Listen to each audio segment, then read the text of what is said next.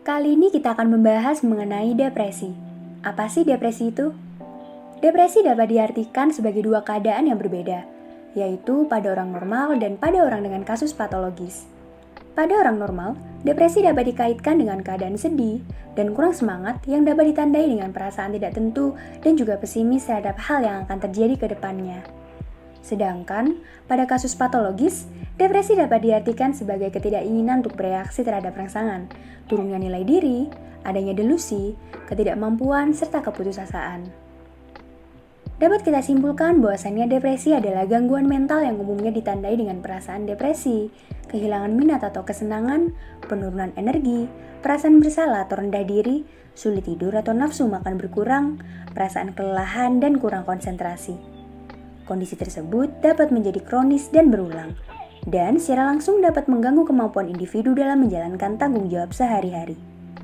Menurut WHO, di tingkat yang paling parah, depresi dapat menyebabkan bunuh diri. Lalu, apa saja sih gejala-gejala yang dialami oleh individu yang memiliki depresi? Berdasarkan Diagnostic and Statistical Manual of Mental Disorder 5 edition atau DSM-5, seseorang dapat dikatakan depresi jika setidaknya selama 2 minggu mengalami minimal 5 dari 9 kriteria berikut. Yang pertama, adanya perasaan depresi yang muncul di sebagian besar waktu, bahkan hampir setiap hari. Yang kedua, adanya penurunan minat dan kesenangan di sebagian besar kegiatan dan hampir setiap hari. Yang ketiga, adanya perubahan berat badan atau nafsu makan yang cukup signifikan. Yang keempat, adanya perubahan tidur, seperti menjadi insomnia atau hipersomnia. Yang kelima, adanya perubahan pada aktivitas. Yang keenam, merasa kelelahan dan kehilangan energi. Yang ketujuh, muncul perasaan bersalah atau tidak berharga yang berlebihan, yang mana sebenarnya tidak pantas untuk muncul. Yang kedelapan, mengalami penurunan konsentrasi. Dan yang kesembilan, memiliki pikiran berulang tentang kematian, tidak hanya takut mati. Dan adanya keinginan bunuh diri secara berulang tanpa rencana spesifik, usaha bunuh diri, atau rencana spesifik untuk melakukan bunuh diri. Umumnya, gejala depresi dapat muncul dalam berbagai perilaku. Oleh karena perilaku yang ditunjukkan tidak memiliki kekhasan tertentu, sehingga acap kali gejala ini tidak terdeteksi oleh orang-orang di sekitar. Nah, apabila individu setidaknya selama 2 minggu mengalami minimal 5 dari 9 kriteria yang telah disebutkan, diharapkan untuk segera menemui orang yang lebih profesional, seperti psikolog atau psikiater. Dan diharapkan pula individu tidak melakukan self-diagnosis. Dalam buku yang berjudul Dealing with Depression, dijelaskan bahwa terdapat 5 bagian dalam hidup yang dapat menyebabkan atau mempertahankan terjadinya depresi. Yang pertama adalah situasi. Depresi seringkali diawali dengan situasi yang terasa sulit dan membuat stres. Apabila situasi ini tidak berhasil untuk ditangani, maka dapat memunculkan perasaan putus asa, sehingga dapat memicu terjadinya depresi. Beberapa situasi tersebut antara lain, kehilangan suatu hubungan, konflik dengan orang lain, kesendirian, dan kinerja sekolah yang buruk. Yang kedua adalah pikiran. Remaja yang depresi seringkali memiliki pemikiran yang mengarah pada cara pandang negatif terhadap sesuatu. Biasanya, pemikiran ini berupa membesar-besarkan betapa buruknya suatu situasi dan mengabaikan peristiwa-peristiwa positif yang pernah terjadi dalam hidup. Yang ketiga adalah emosi. Depresi biasanya diawali dengan perasaan putus asa atau sedih. Banyak orang yang depresi merasa bahwa mereka tidak mampu lagi menikmati hal-hal yang dulu mereka sukai. Orang yang depresi cenderung memikirkan situasi dan diri mereka sendiri dengan cara yang negatif dan tidak realistis. Karena emosi didasarkan pada cara berpikir yang seperti ini, maka emosi mereka bisa menjadi negatif dan tidak realistis. Artinya, emosi yang muncul didasarkan pada pemikiran yang tidak realistis. Yang keempat adalah keadaan fisik. Depresi seringkali mencakup berbagai jenis masalah fisik. Remaja dengan depresi seringkali merasa tidak memiliki energi, tidak nafsu makan atau selalu lapar. Mereka juga dapat mengalami kesulitan berkonsentrasi pada tugas sekolah. Yang kelima adalah tindakan. Orang yang mengalami depresi seringkali berperilaku dengan cara yang justru memperburuk depresi, seperti menarik diri dari keluarga dan teman, tidak menjaga diri sendiri, dan juga tidak melakukan aktivitas yang menyenangkan. Untuk faktor penyebab dari depresi itu sendiri, yang pertama yaitu faktor biologi. Faktor ini berasal dari biologis atau fisik individu. Contohnya, pada gangguan mood yang disebabkan karena adanya kerusakan pada otak, seperti patologi dan sistem limbik, serta ganglia basalis dan hipotalamus. Adanya kerusakan neurotransmitter seperti norepinefrin dan serotonin, adanya perubahan hormon pada wanita terkait kelahiran anak dan menopause, stres akibat penyakit fisik yang berkepanjangan, atau adanya abnormalitas metabolisme biogenikamin pada darah, urin, dan cairan cerebromenal. Kedua yaitu faktor psikologis atau kepribadian. Individu yang rentan untuk mengalami depresi antara lain individu yang memiliki harga diri yang rendah, dependen atau ketergantungan dengan orang lain, tidak asertif, memiliki kekhawatiran yang berlebihan, dan individu yang terlalu fokus pada tekanan yang dialami serta banyak berdiam diri daripada bertindak. Individu tersebut akan cenderung menganggap bahwa dirinya tidak dapat mengendalikan lingkungan dan kondisi dirinya, maka akibatnya membentuk kepribadian diri yang pesimisme dan apatis, sehingga rentan untuk mengalami depresi. Ketiga yaitu faktor sosial. Contohnya kejadian tragis seperti kehilangan seseorang atau kehilangan dan kegagalan pekerjaan, pasca bencana, melahirkan, masalah finansial, ketergantungan terhadap zat adiktif yang dapat berupa narkoba atau alkohol, trauma masa kecil, terisolasi secara sosial, faktor usia dan gender, tuntutan dan peran sosial, dan lain sebagainya. Ketiga faktor tersebut dapat berkombinasi atau saling mempengaruhi satu dengan yang lainnya. Selanjutnya, ada resiko akibat depresi. Seperti penyakit pada umumnya, depresi juga merupakan gangguan yang perlu ditangani atau diobati. Apabila depresi tidak ditangani sejak dini, maka dapat menyebabkan dampak negatif. Beberapa resiko yang ditimbulkan akibat depresi antara lain bunuh diri, gangguan tidur, gangguan interpersonal, gangguan dalam pekerjaan, gangguan pola makan, dan juga perilaku-perilaku merusak. Yang pertama, bunuh diri. Individu yang menderita depresi umumnya memiliki perasaan tidak berdaya, kesepian, pesimis, dan putus asa, sehingga diantaranya mempertimbangkan untuk lebih baik mengakhiri hidupnya dengan bunuh diri. Yang kedua, gangguan tidur. Umumnya, gangguan tidur seperti insomnia ataupun hipersomnia cenderung muncul secara bersamaan. Setidaknya 80% dari orang yang menderita depresi mengalami insomnia, dan 15% diantaranya mengalami depresi dengan tidur yang berlebihan. Yang ketiga, gangguan interpersonal. Individu cenderung menjauhkan diri dan menarik diri dari orang lain, lantaran mudah tersinggung, sedih yang berkepanjangan, bahkan terkadang mudah menyalahkan orang lain. Hal ini menyebabkan hubungan dengan orang lain maupun lingkungan di sekitar menjadi tidak baik. Yang keempat, gangguan dalam pekerjaan.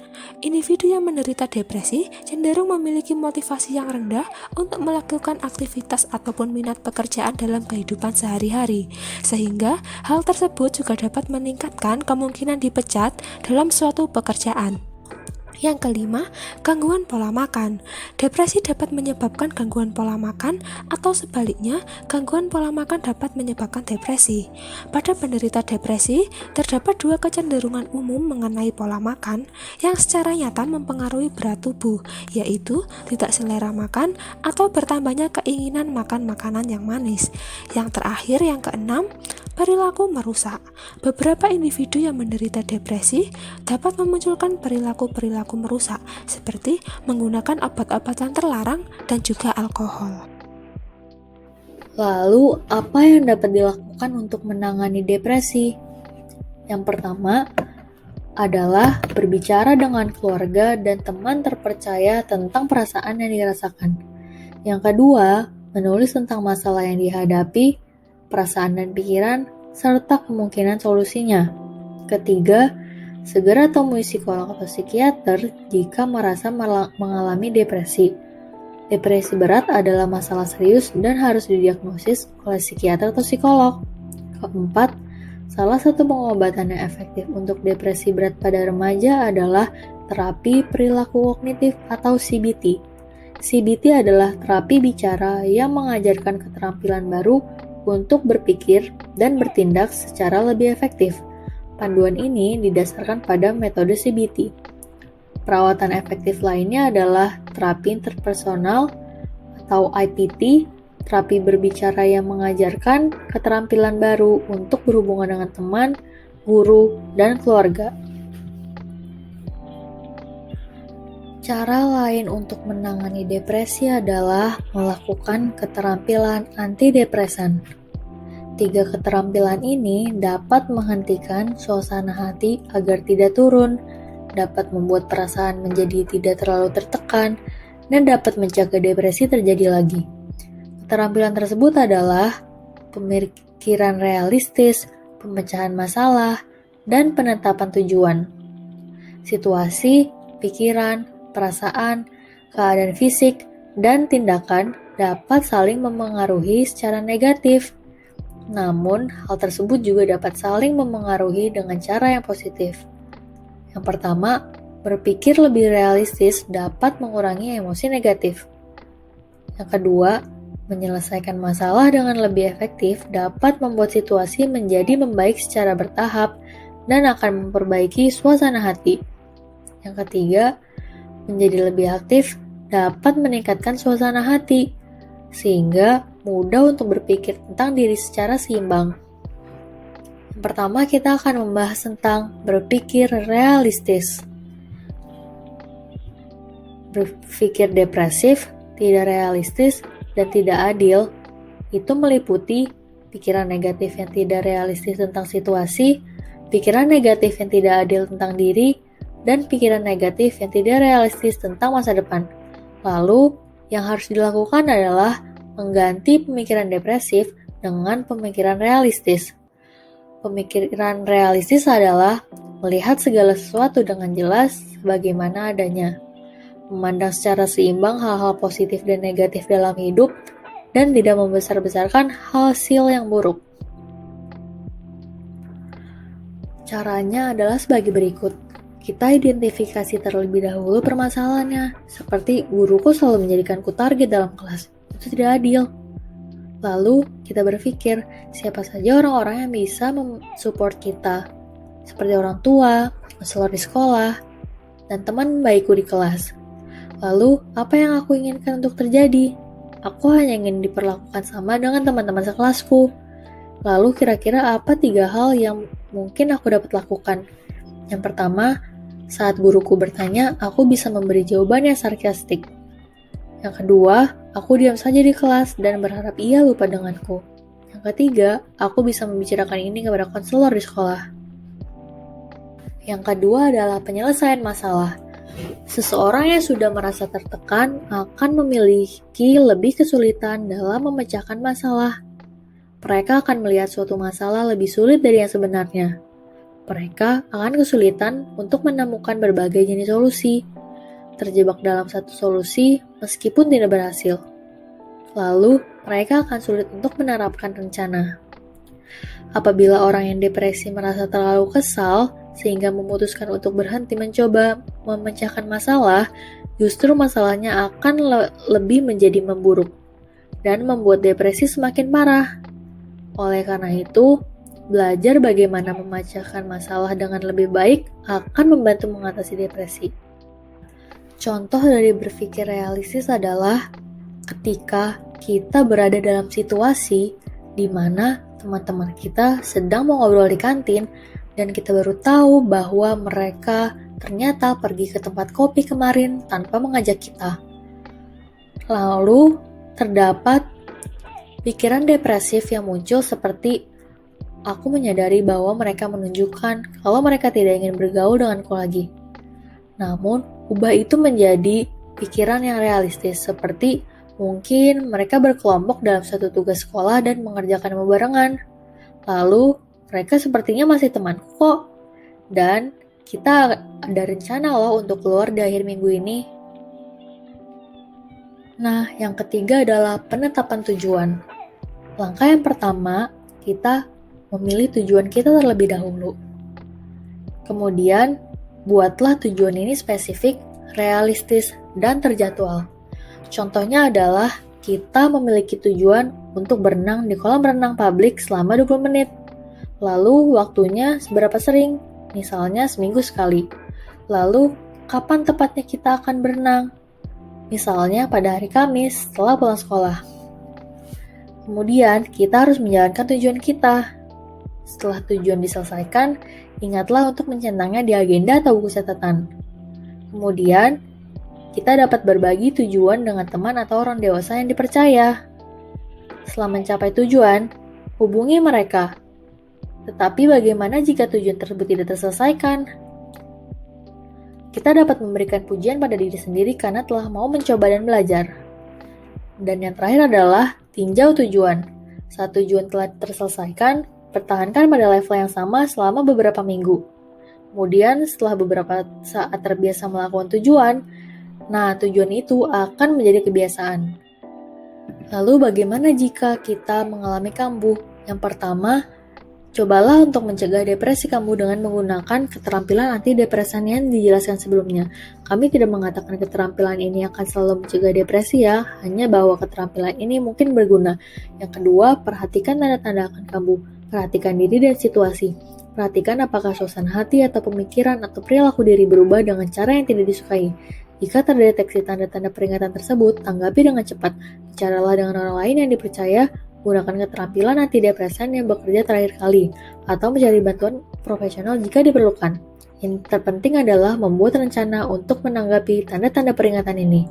Yang terakhir, ketika depresi benar-benar terjadi, pikirkan tentang apa yang berhasil dilakukan pada terakhir kali. Apakah ada jenis bantuan profesional tertentu yang sangat berguna, atau apakah ada keterampilan antidepresan tertentu yang benar-benar membuat perbedaan.